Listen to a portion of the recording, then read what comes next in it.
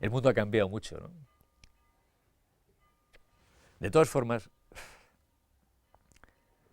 yo creo que el problema fundamental es que las ideas han muerto, la ideología ha muerto. Ahora la única ideología es el dinero. Es el confort, el dinero, el coche, la casa rubia, la mujer rubia, el coche rubio, una vida mejor, la televisión. Ese es el sueño ahora, ¿no? No hay fe, digamos, ¿no? Hay una cosa que me preocupa mucho, y es que antes, cuando el español se iba a América por el oro, también pensando y se confesaba antes de ir al combate, antes de luchar con los holandeses o con tal, tenía algo en la cabeza. De hecho, España se desangró, de España tenía América y era rica y se desangró luchando por la religión. Eso es un hecho objetivo también. Equivocado o no equivocado, de acuerdo, pero era una idea, era una fe, equivocada, fe fanática, pero era una fe. Había algo que movía a los hombres aparte de lo que era el mero provecho inmediato. Entonces el 18 es la época de la esperanza. La ilustración, la ciencia, la técnica, el hombre por fin ve que hay un horizonte en el cual el hombre puede ser hermano del hombre. La Revolución Francesa es el gran momento. El 19 es la época de la Revolución Romántica. El hombre se lanza a pelear por esas ideas del 18. Las quiere materializar. El hombre se siente solidario del hombre y pelea por el hombre. El siglo XX es el momento en el cual se libra la batalla final y la perdemos. La Revolución Rusa, que empieza en octubre del 17, asaltando el Palacio de Invierno, termina con Boris Yeltsin borracho tocándole el culo a la secretaria. Ese es el proceso. Al Che Guevara lo han matado 20 veces, en 20 sitios diferentes. Y el hombre ha perdido la fe. Ahora el hombre ya no sale a la calle a pelear por una idea. Sale a pelear por su confort, lo cual es legítimo, pero no por una idea. Creo, desgraciadamente, que la próxima revolución será la de los desesperados. Será la que no tenga ideología.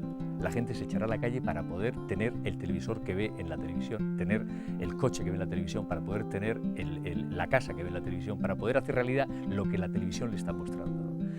Es el rencor lo que ahora moverá al hombre. Rencor justificable, por supuesto, y además me parece muy bien, porque además el hombre tiene derecho a sentir rencor cuando la vida lo hace sentir rencor. Y tiene derecho a pelear por vivir mejor como sea, ¿no? Pero ya no hay ideología. Es el dinero, el confort, el lujo, el vivir, el yo también quiero ser top model, yo también quiero tener una casa en Miami. Y eso es muy triste, porque ya no hay solidaridad, ya es a ver quién llega primero, rompe el cristal del escaparate y se lleva el televisor a su casa. Esa será la próxima revolución. Espero no estar aquí para verlo, va a ser la más terrible, la más cruel de todas. Yo creo que la rebeldía cada vez más irá en el sentido de la rebeldía cívica y del ejercicio de los derechos y de los deberes ciudadanos reales. Y de la búsqueda de un equilibrio que está muy bien formulado por Claudio Magris en su último libro que se llama Utopía y Desencanto, ¿no? Él dice que ha habido una época de grandes movimientos utópicos y luego viene una época de grandes desencantos, y que se trata de tener utopías irónicas, es decir, de aspirar, de saber que el mundo puede ser mejorado, pero relativamente, que cualquier mejora puede tener efectos secundarios, que, como decíamos antes, que los seres humanos podemos ser mejores o podemos ser peores. Es decir, se puede conciliar la utopía con el desencanto, es decir, la vocación de justicia y de mejora con la ironía y con el no creerse ídolos. Esa es la cuestión. Yo creo que sí, pero yo creo que va por ahí. Porque lo que ya no puede ser es esas rebeldías milenaristas que se basan en el borrar todo lo que existe, ¿no? O en negar todo lo que existe. Ni tampoco, y la cosa esa conformista total, entre otras cosas, no es factible porque es que el mundo en el estado en que se encuentra actualmente no puede durar mucho, ¿no? O sea, es inverosímil un mundo en el que una ínfima minoría tiene todo y una mayoría abrumadora no tiene nada. El mundo no es que sea injusto, es que no es factible, ¿no? Yo pienso que la palabra injusticia es parte de un conjunto de valores que realmente no puede haber paz si no hay justicia, pero tampoco solo es suficiente la paz con la justicia si no hay un plan de desarrollo, si no hay una democratización global. Como que hay que rescatar el contenido global de las palabras, las definiciones. Es por eso que yo creo que es necesario volver a construir un nuevo código de ética de paz y que se base de una cultura de paz donde realmente la integralidad de los elementos sea uno solo y no la fragmentación como se ha hecho durante muchos años. O sea, siempre uno piensa que si funciona el sistema legal, pues no importa que haya equidad o falta de equidad en la sociedad, pero que hoy por hoy la falta de equidad nos hace cometer una cantidad de errores y produce dictaduras y todo lo que ya sabemos que ha vivido los últimos años los países nuestros y que no salen de las crisis porque justamente la fragmentación de la visión ha hecho mucho daño en general para la visión de la sociedad, pero también para los compromisos que tenemos con el futuro. Yo creo que sí que hay, sobre todo en este siglo, o si quieres en estos últimos años, o sea, una visión de la realidad absolutamente demente, ¿no? O sea, esa visión que podría tener pues el Partido Republicano, o esa visión que podría tener pues el mass media, ¿no? En fin, la visión que se nos está imponiendo de una realidad es absolutamente ficticia. Y eso puede preocuparte o no, pero cuando descubres que una visión más auténtica de la realidad es una visión que contemple el error, la diferencia, el dolor, el sufrimiento, los colores, todo eso está desapareciendo. O sea, a mí no me preocupaba hasta que me doy cuenta de que una cosa no es compatible con la otra, ¿no?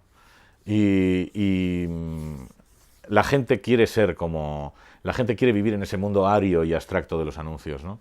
Y eso está comiendo una cultura, está directamente destruyendo una cultura. Afortunadamente, pues en lugares como México o incluso Argentina, ¿no? Existe todavía pues una forma de vivir.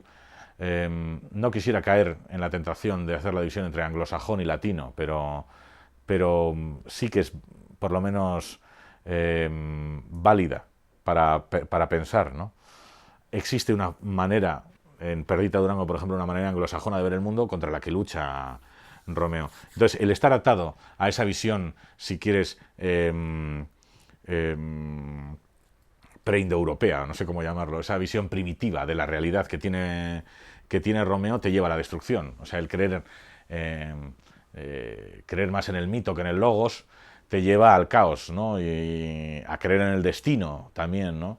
A creer en las fuerzas, ¿no? Es probablemente más real y es más destructiva. Y eso es un poco la historia, ¿no?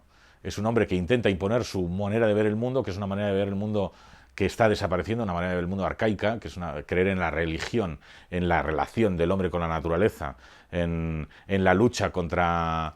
en la no lucha o en la aceptación de las pulsiones violentas que tiene uno, te lleva a la destrucción. El mundo de hoy, comparado con el mundo en que yo viví mi niñez, es absolutamente distinto. Es un mundo permisivo, por ejemplo. Los padres hoy tienen miedo de reprender a los hijos o decirle qué es lo que está mal, qué es lo que está bien, sin darse cuenta, en la mayoría de los casos, que los chicos y los jóvenes están pidiendo límites. Y eso yo lo sé de muy buena fuente, porque doy talleres literarios con gente muy joven y me están exigiendo límites que no le han puesto nunca. Y me están exigiendo que les diga, pero casi que los obligue a leer y que les diga qué es lo que tienen que leer, y si no leen tal cosa, no entran al taller. Y con eso funcionan perfectamente bien, porque si se pierde el principio de autoridad y se pierde el creer que cierto tipo de adultos, no todos, tienen una especie de razón por ser meramente adultos y porque han aprendido algo con los años, lo que se pierde es la confianza en el acto de vivir.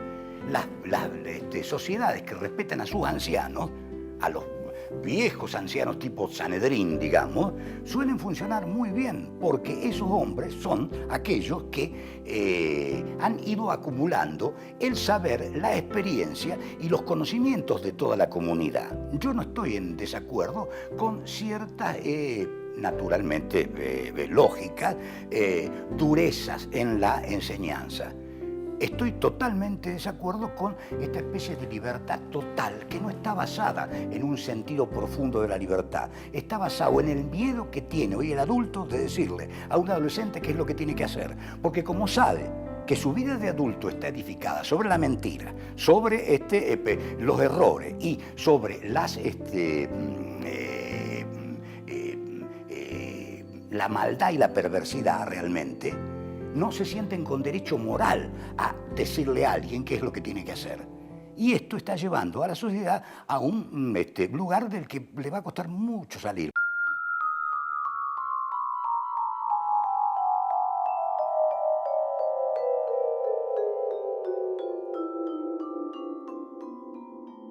No solo en España, sino en muchas partes del mundo se está dando excesiva importancia a la formación tecnológica, quizá bajo el efecto de que estamos viviendo una revolución y que quieren preparar a las nuevas generaciones para adaptarse a eso. Yo creo que eso es un gasto inútil, porque los niños siempre son los que mejor saben manejar un ordenador mejor que una persona mayor. Entonces, que se está cometiendo un error del tipo, como si estuviéramos a la gente enseñándole a manejar el teléfono, pero no la enseñáramos a hablar.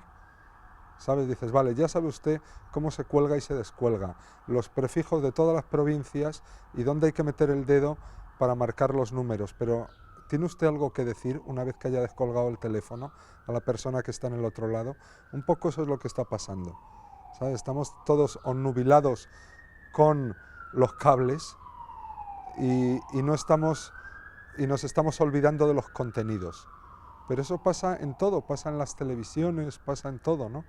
Pero por eso yo, de todas formas, creo que el que sea capaz de crear un contenido es el rey.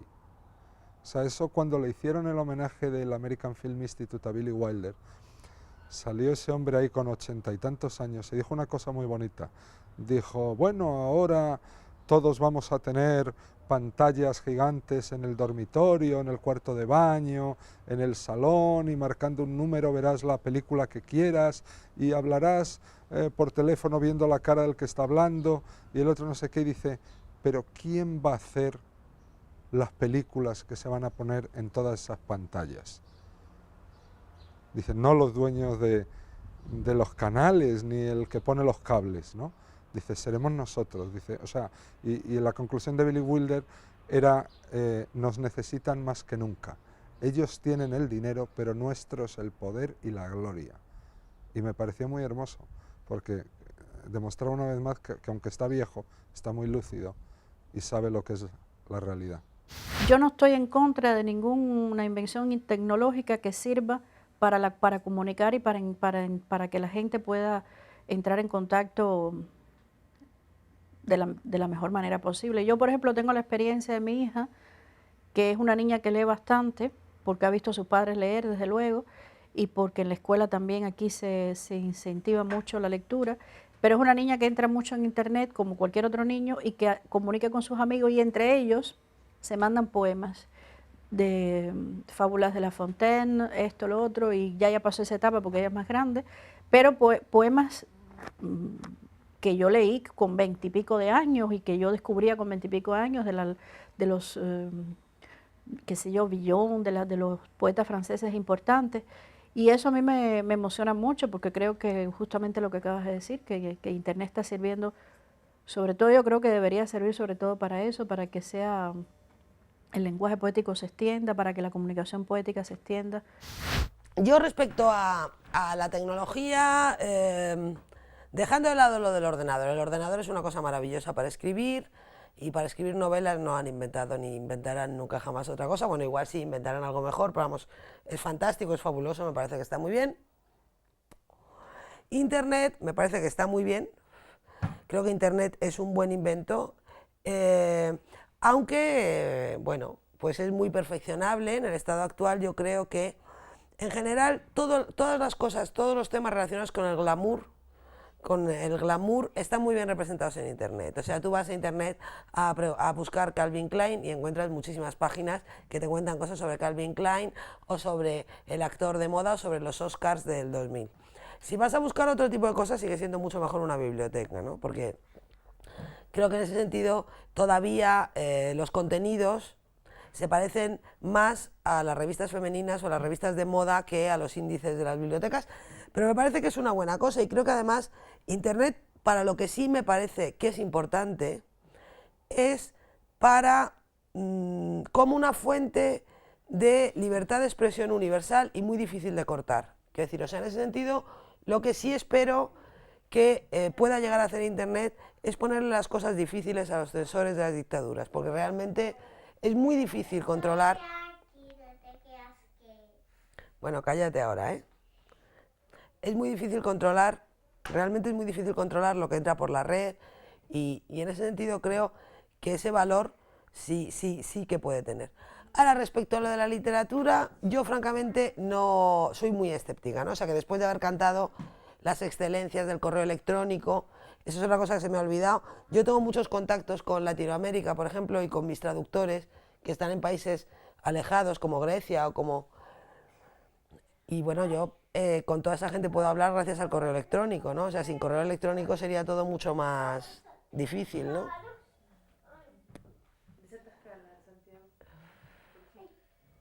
¿Estás muy atascada? Elisa, estás hablando mucho, estás siendo muy pesadita. Claro. Anda, cállate. ¿Te acuerdas del acuerdo? Podías quedarte y no hablar. El acuerdo es que te calles, ¿eh? Elisa, ¿quieres que llame a Marisa y que te meta en tu cuarto? ¿A que no? Bueno, pues entonces cállate.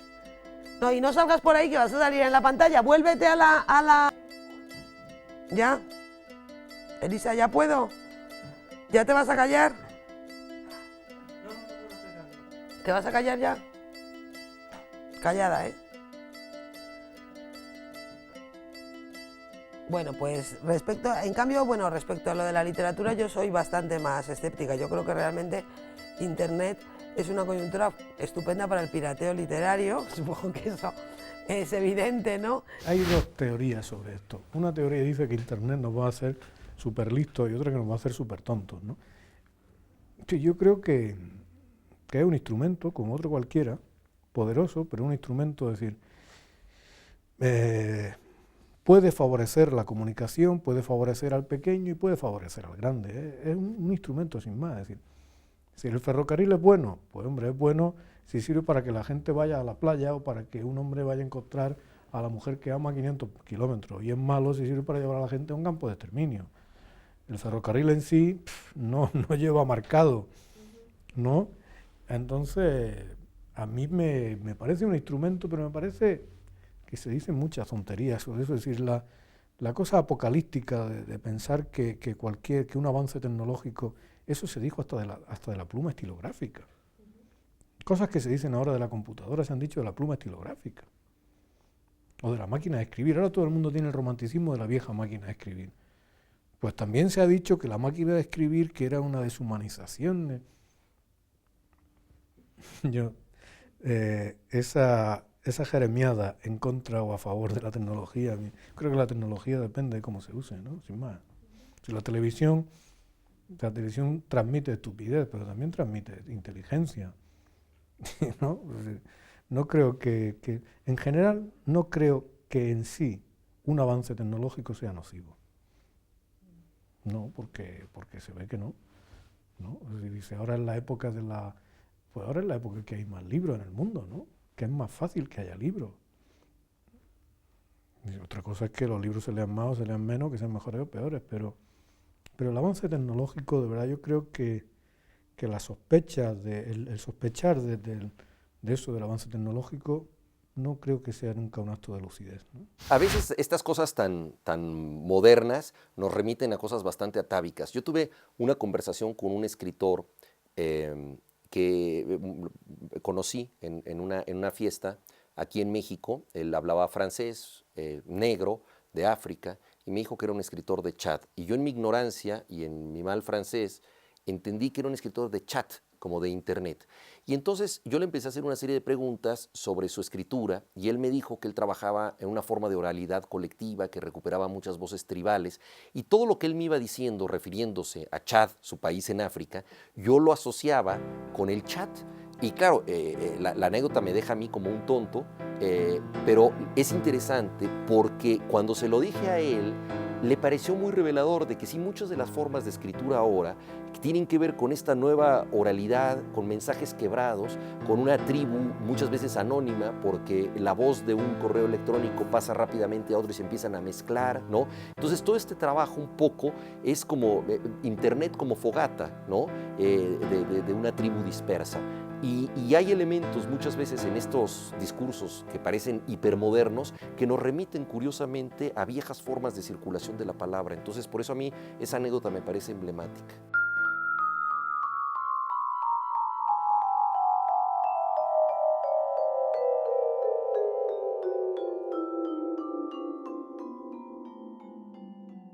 Y la tecnología un poco, que también hoy es distinta, pero sí, ya me imagino, Humberto Eco dice que cuando se creó la rueda ya alguien habrá dicho, ahora el hombre no va a caminar nunca más, porque ya...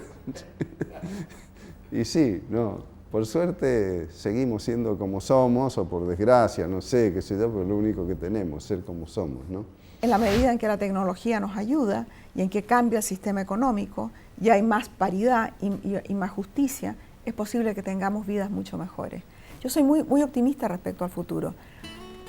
Tengo muchas discusiones con mi hermano que estudia, o sea, que es un profesor de ciencias políticas, y me dice que el mundo va a producir una superclase que va a vivir sana y bien y rica por mucho tiempo, y una subclase de esclavos que van a morir mucho más temprano y que van a hacer todo el trabajo pesado y que van a tener unas vidas miserables para que este grupo pequeño pueda tener unas vidas mejores. Yo creo que ese ha sido el sistema siempre en la humanidad, pero que eso va a cambiar. Yo creo que eso ya no va a ser posible, nada más que por los números. Ha cumplido esa teoría acerca de el hoy absoluto. Se ha establecido el hoy como nosotros establecíamos el para siempre, pero en un sentido histórico, ¿no? Hoy se muere en esto de aquí a 24 horas, sin contar que esto se ha llevado incluso a las regiones más inesperadas, al saber.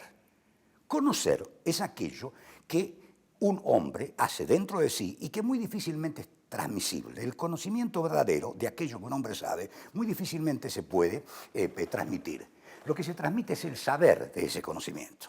El saber sí se transmite y agrega algo a lo que se sabía antes. Después de eso viene la información, que no es un saber, pero que agrega algo todavía a lo que teníamos como cultura hasta ese momento. Pero en el último límite de esta cadena está la mera noticia, y hoy está también la noticia de último momento. No importa qué es lo que ocurrió, da lo mismo que sea un desastre ecológico, la muerte de un presidente, el suicidio de un gran artista o una corista que salió con un ministro, ¿no? El asunto es que haya sucedido hace 5 minutos. Entonces eso se transforma en importante, en instante, y no importa el sentido que haya tenido ese instante. Lo fundamental es que haya ocurrido hace muy poco tiempo, es la novedad lo que tiene importancia ahora. Entonces, el gran problema del hombre, que es el del conocimiento, ha quedado en regiones casi inconcebibles. Si a eso le sacás la imposibilidad que tenemos hoy de acudir a los grandes libros, cómo se limita al chico en su capacidad de leer y cómo es de difícil hoy hacerlo volver a la lectura, porque la lectura necesita cierto ejercicio, y a veces un duro ejercicio.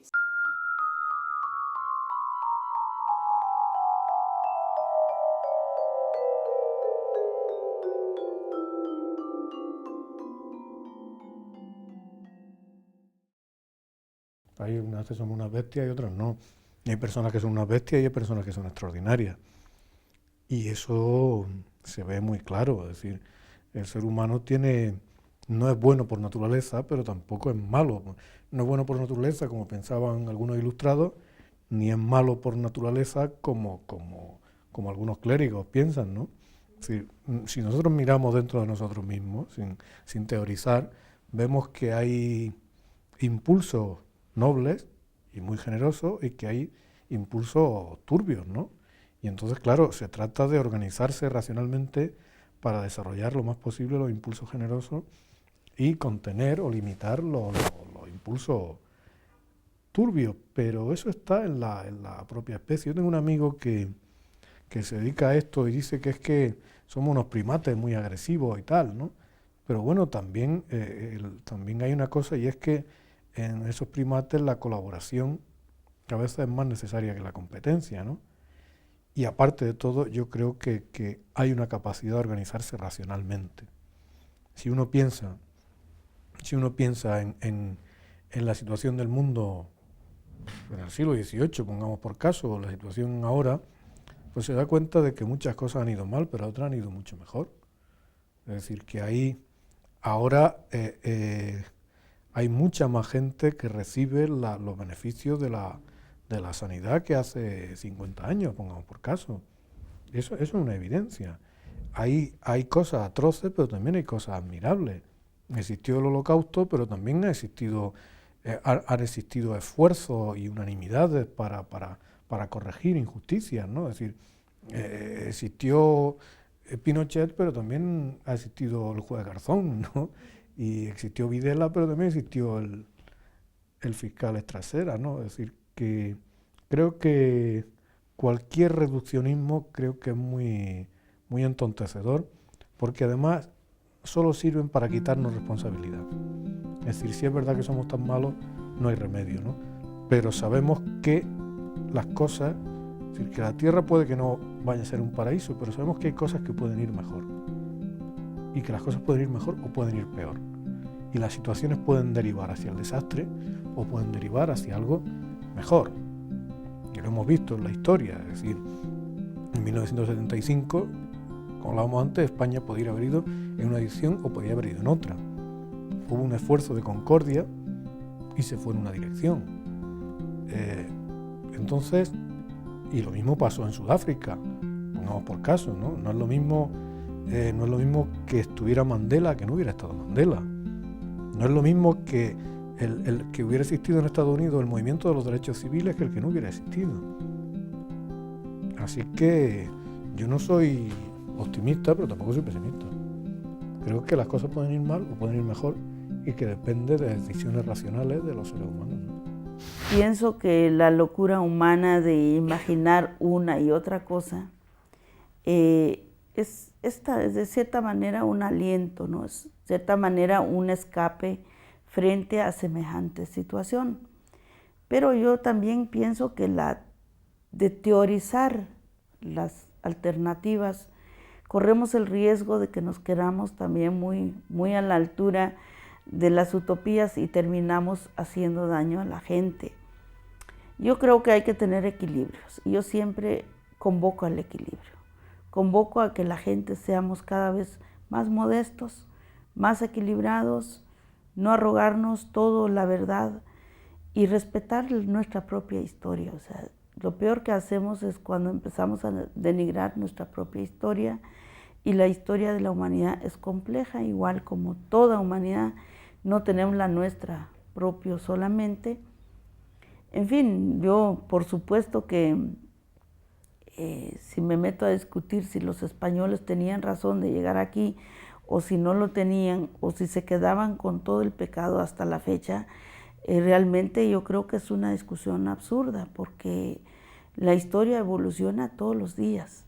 Si ellos no fueron capaces de resolver hace 500, 400 años, pero nosotros no hemos sido capaces de resolver en las últimas décadas siquiera.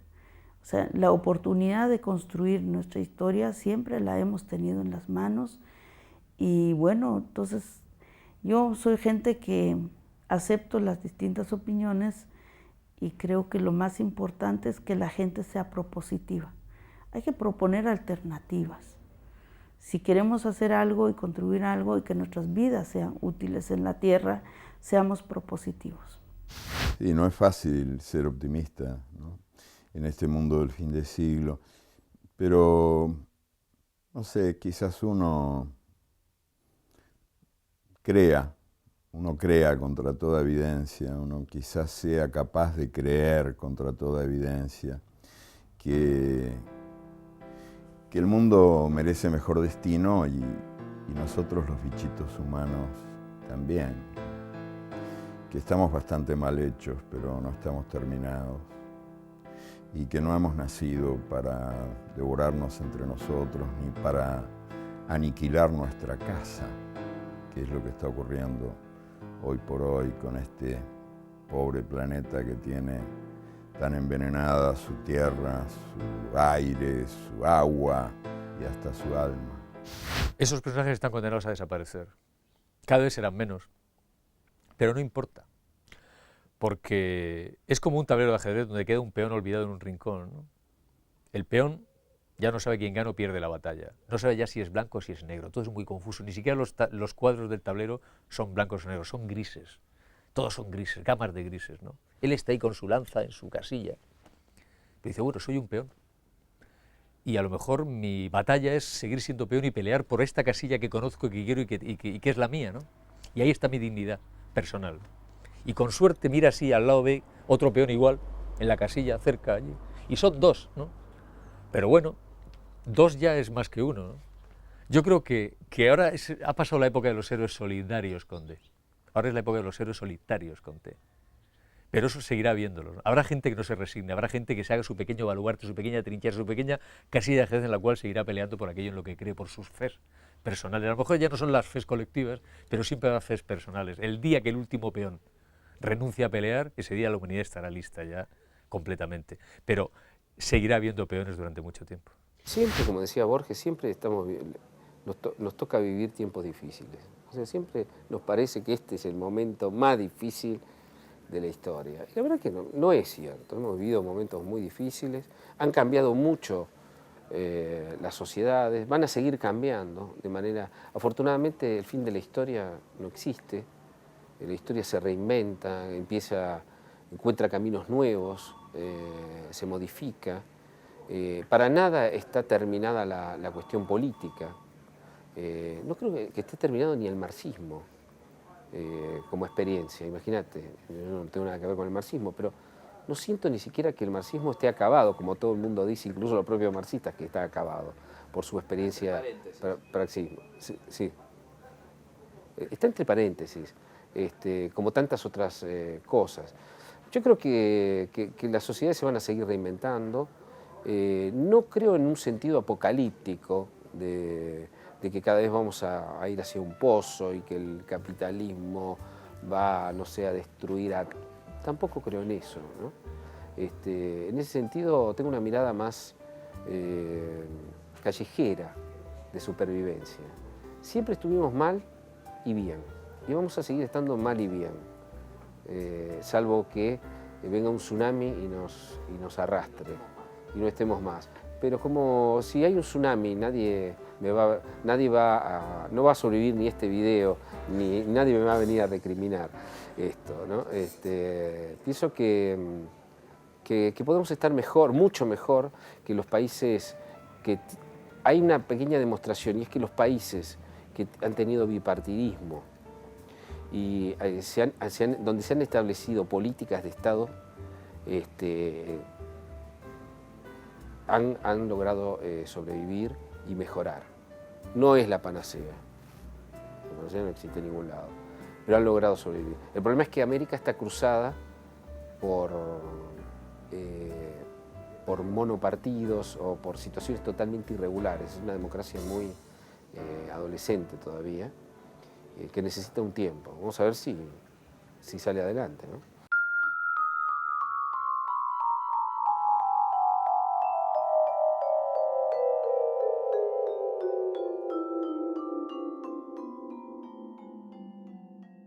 Todo esto es un movimiento de péndulo, ¿no? Creo que la generación de nuestros hijos se dará cuenta de que hay cosas que corregir y que tomarán medidas oportunas, ¿no? Es decir, siempre las cosas siempre pueden cambiar, ¿no? Y creo que esa generación se dará cuenta de que los errores de la generación de sus mayores los juzgará, creo, además muy duramente. Con justicia, por cierto, ¿no? En el lenguaje de los niños y de los jóvenes hay algo que es fantástico, que es, en ellos hay un descreimiento muy grande, porque ven un mundo muy mal conformado, y lo que ellos están estableciendo son relaciones de amistad muy fuertes. Estos chicos son chicos grupales que no tienden a la dispersión, sino que tienden a juntarse. Y son personas, curiosamente, que son tremendamente eclécticas. Son chicos que están recogiendo la cultura de la tradición de una manera muy dinámica.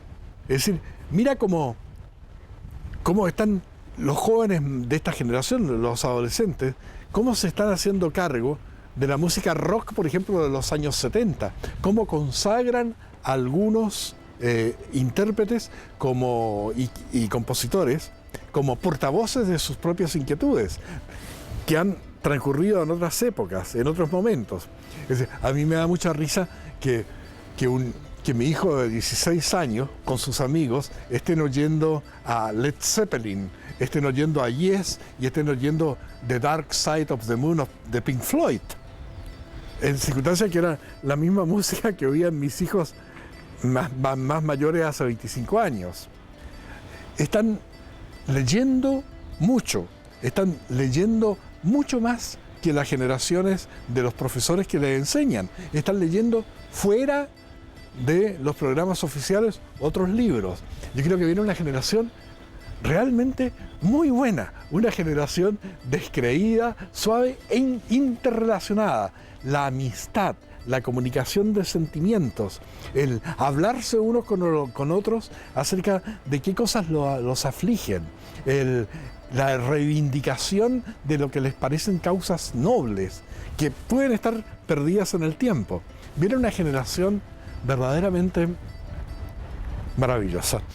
Yo recuerdo que tal vez esto tenga otras razones, pero cuando yo tenía 15 años y pensaba en el siglo XXI y en el año 2000, faltaban 50 años para eso. Vale decir que era un montón de tiempo, pero toda mi generación se lo imaginaba. Algunos pensaban que ya iba a ser un mundo socialista, otros un mundo cristiano, otro un mundo como las novelas aterradoras de Lovecraft, pero había un imaginario, una imago mundi posible. Hoy voy a preguntarle a un chico cualquiera cómo va a ser el mundo dentro de 50 años. No tiene la menor idea. Es decir, y esa incapacidad de imaginar creo que está también fundada en el hecho de que no se lo deja imaginar desde el inicio de su relación con la cultura. Hay todo un recambio generacional, evidente, ¿no? Y yo creo que, bueno, el futuro va a contestar este dilema, pero es una de las grandes preguntas. Yo no voy a ver la respuesta de eso, pero ¿cómo profundizar una revolución?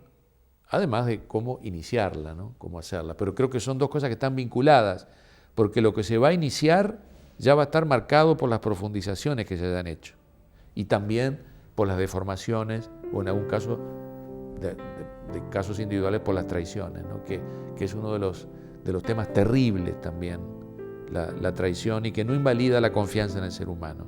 El futuro para las generaciones, inclusive para mi generación, era algo esperanzador, ¿no es cierto? Se confiaba, el modernismo confiaba en el futuro, daba sentado que en el futuro las cosas iban a ser mejor, iba a haber mejores medicamentos, mejores transportes, ¿no? Creo que este posmodernismo que hemos vivido en estos tiempos, el futuro es algo amenazador, algo absolutamente indescifrable, pero muy inquietante, ¿no? Bueno, lo único que sabemos del futuro de la Ciudad de México y del futuro del país es que es totalmente incierto, ¿no? Realmente es muy difícil averiguar qué va a ocurrir. Nadie tiene la bola de cristal y yo creo que podríamos tener escenarios que van desde una especie de marasmo en donde aparentemente no pasó nada y todos se conformaron con la realidad un poco entrampada que tenemos, hasta circunstancias de violencia extrema propiciadas por el narcotráfico, levantamientos armados, el paso de una resistencia pacífica a una insurrección. O sea, estamos al borde de demasiadas cosas. O sea, creo que es un momento en ese sentido muy complejo y sobre todo no se ven proyectos ni de reconciliación ni proyectos nacionales a largo plazo que puedan darnos esperanza. El paraíso se perdió con la famosa manzana y desde entonces para aquí no hacemos más que intentar recuperar pequeños trozos de ese paraíso, ¿no? Tener la esperanza de que podamos vivir en un mundo mejor, soy muy escéptico y creo que no. No creo en el progreso, ¿no? No creo que las cosas avancen, porque si uno avanza, da la vuelta al mundo y vuelve al punto de partida, ¿no? No hay avance hacia nada, lo que hay es una forma de mejorar o de perfeccionar lo que está mal, pero está comprobado que cuando se quiere mejorar algo se estropea otra cosa, por simple ley de compensaciones, ¿no?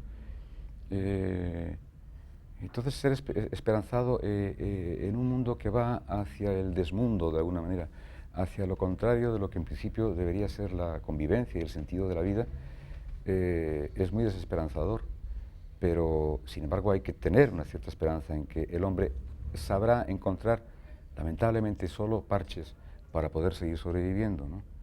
Porque, bueno, se plantearán problemas nuevos y hay una demografía muy grande en el mundo, ¿no? Y es un problema nuevo que habrá que resolver de otra manera. Se podrán arreglar algunas cosas, otras no. Hay otras que claramente hay poderes que intentan no arreglarlo porque eso les resulta muy beneficioso, ¿no? El poder es cada vez más poder, el no poder es cada vez menos poder. Entonces, hablar de esperanza ahí yo creo que es una palabra demasiado grande, ¿no? Me da miedo porque es una palabra muy grande. Simplemente no ser desesperanzado me parece que es bastante llevadero, ¿no? Intentar no perder la esperanza, pero tener esperanza, ya que me gustaría mucho tenerla, pero no la tengo. Y cada vez más, yo le tengo mucha fe al ser humano, pero según me voy haciendo más viejo, cada vez la voy perdiendo más. Todavía me queda un poquito de fe. Creo todavía en una cierta inocencia del ser humano, pero lamentablemente el camino que estamos llevando es para perderle casi la fe enteramente al ser humano. Felizmente la vida creo que es más fuerte la vida que el ser humano, y la vida podrá al ser humano que no hace más que intentar destrozar la vida. La memoria, y tiene mucho que ver con ella, ¿no? O sea, es un alimento y también un veneno. Es un alimento cuando te confirma que no naciste de la oreja de una cabra, digo, que uno viene de otros, de las gentes queridas y de las ideas creídas. Pero también es un veneno cuando usurpa el lugar de la esperanza, o sea, cuando la nostalgia viene y te dice, te susurra al oído que todo tiempo pasado fue mejor. Entonces ahí se convierte en enemiga de la vida, porque lo mejor que la vida tiene es su capacidad de sorpresa, esta suerte de incesante asombro, ¿no?, de la energía de la vida. Mañana no es otro nombre de hoy.